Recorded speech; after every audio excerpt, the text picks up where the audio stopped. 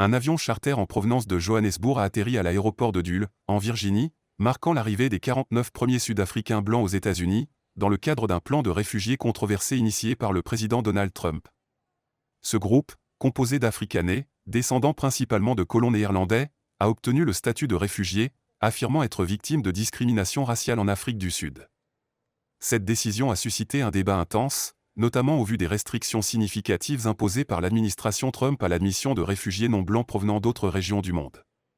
Le sous-secrétaire d'État américain, Christopher Landau, a accueilli le groupe et affirmé que cette action représente l'accomplissement d'une promesse faite par le président Trump, qui s'était engagé à offrir un refuge aux Afrikaners confrontés à ce qu'il considère comme une discrimination raciale injuste en Afrique du Sud.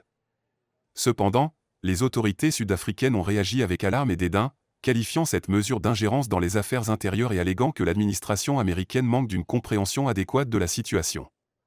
Le gouvernement sud-africain insiste sur le fait qu'il n'existe aucune preuve de persécution systématique à l'encontre de la communauté afrikanaire.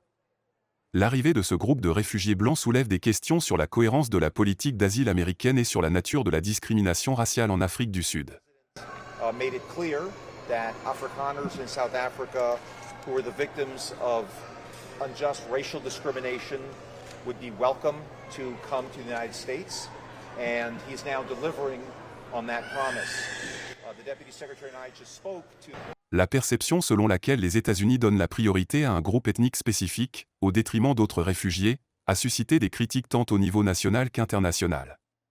Cette affaire pourrait avoir des implications significatives pour les relations bilatérales entre les États-Unis et l'Afrique du Sud, ainsi que pour le débat mondial sur les droits de l'homme et les politiques de réfugiés.